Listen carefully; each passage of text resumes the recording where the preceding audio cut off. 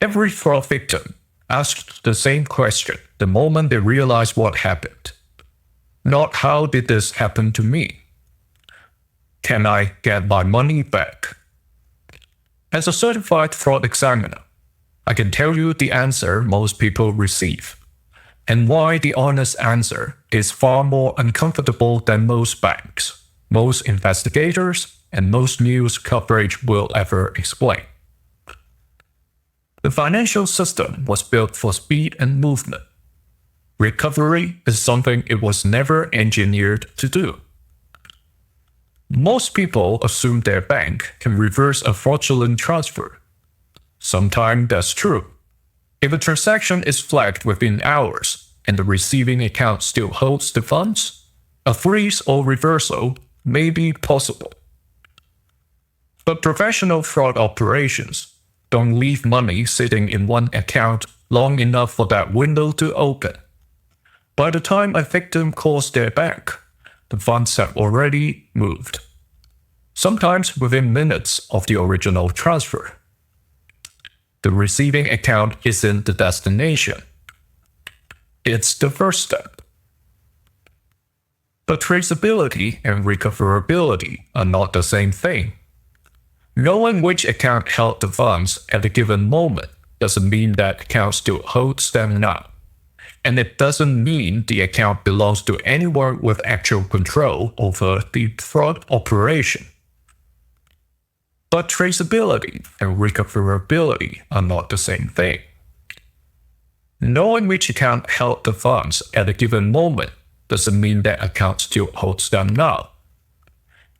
And it doesn't mean the account belongs to anyone with actual control over the fund's operation. Many accounts used in fraud schemes belong to individuals who were themselves recruited, sometimes knowingly, to receive and forward funds. These are sometimes called money mules.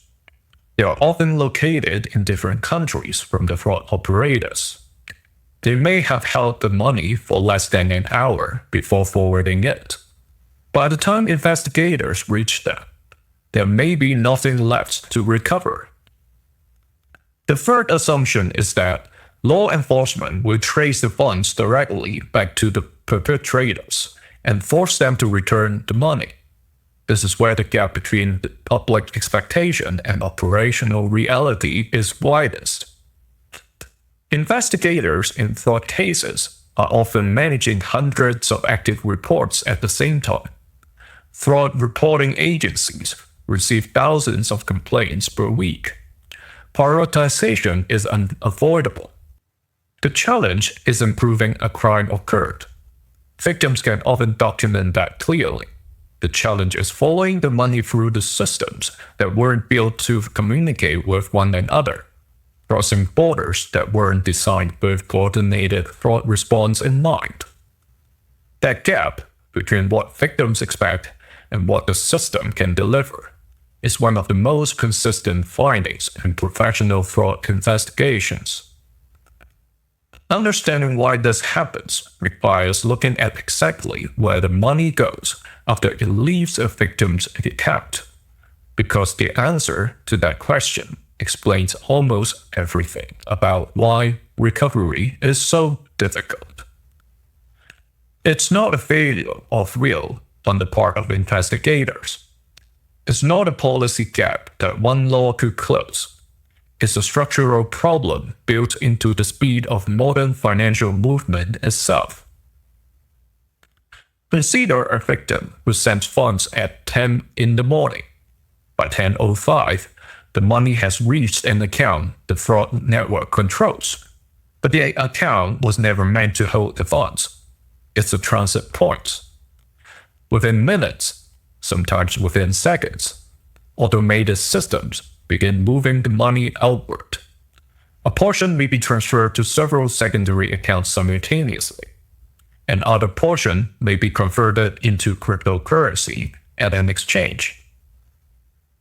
Another portion may be sent across a border to an account in the different jurisdictions. Part may be withdrawn in cash at an ATM before any digital trade can be acted on. From an investigative standpoint, Every movement creates a new layer. Every layer requires a new records request. Every records request takes time. And time is the one thing fraud networks understand how to weaponize. A common layering sequence looks something like this. Victim account, first receiving account, multiple secondary accounts receiving simultaneous partial transfers, conversion into cryptocurrency at one or more exchanges. Moving through several wallets, sometimes through mixing services designed specifically to obscure transaction origins, transfer to accounts in a second or third jurisdiction. By the time investigators obtain records from the first institution in that chain, the funds may have passed through 5 or 6 others. Each institution operates under its own legal framework. Each record's request follows its own process, and each delay gives the money time to move again. This creates what I would describe as a structural race. Fraud networks move money in minutes. Investigations move in days, weeks, or months. This isn't a criticism of investigators. It's a description of the system they are operating inside.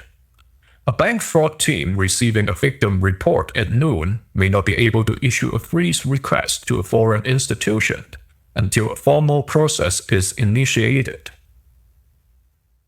That process may take days. The funds in question may have left that institution within the first hour. As a certified fraud examiner, I consistently see 3 structural barriers that make recovery so difficult. The first is speed. Fraud networks automate their movement systems. Funds don't sit in transit accounts waiting to be discovered. They move immediately, often through pre-configured transfer rules that trigger the moment a deposit is received. The critical window for recovery is typically the first few hours after a fraudulent transfer is made. After that window closes, the number of institutions involved, the number of jurisdictions crossed, and the number of records requests required all begin compounding. Most victims don't realize they've been defrauded within that window. Many discover it days later, after a relationship ends, after a promised return fails to materialize, after a family member asks the right question. By then, the window for any straightforward recovery has almost always closed. The second barrier is jurisdiction. Fraud today is rarely confined to one country. A victim may be in one country, the first receiving account may be in a second, the cryptocurrency exchange may be registered in a third. The individuals directing the operation may be in a fourth. Coordinating across those systems requires formal legal processes, mutual legal assistance requests, cross-border supporters, and cooperation between agencies that may have different legal standards for what constitutes sufficient evidence. Those processes exist, they function, but they're not fast. A mutual legal assistance request between 2 countries with strong cooperation frameworks can take several months. Between countries with less established operation, it can take considerably longer. In the time it takes one jurisdiction to formally request records from another, the funds in question may have passed through several additional layers.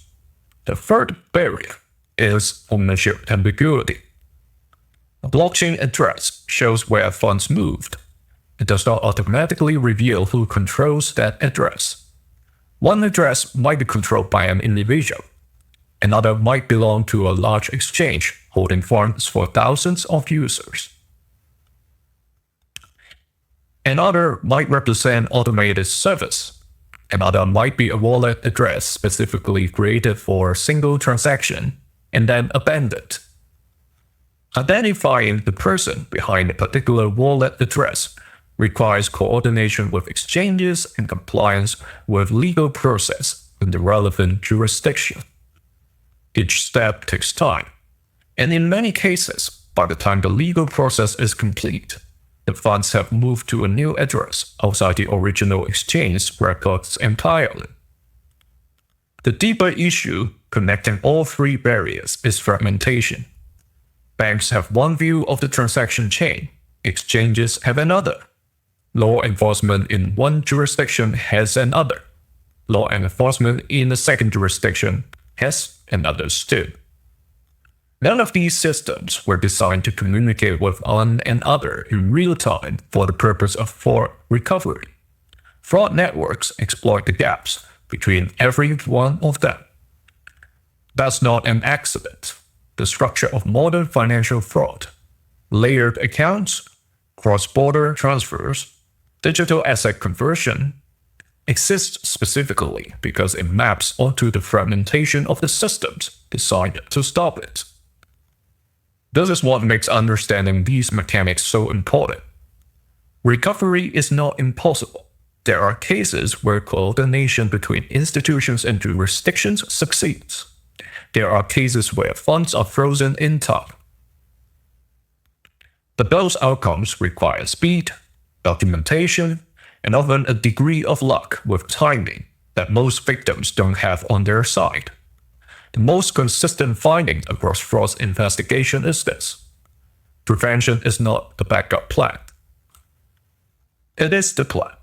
If this breakdown changed how you think about what happens to money after a scam, share it with someone who still believes the bank can always reverse a fraudulent transfer after the fact. Thanks for watching. See you in the next one.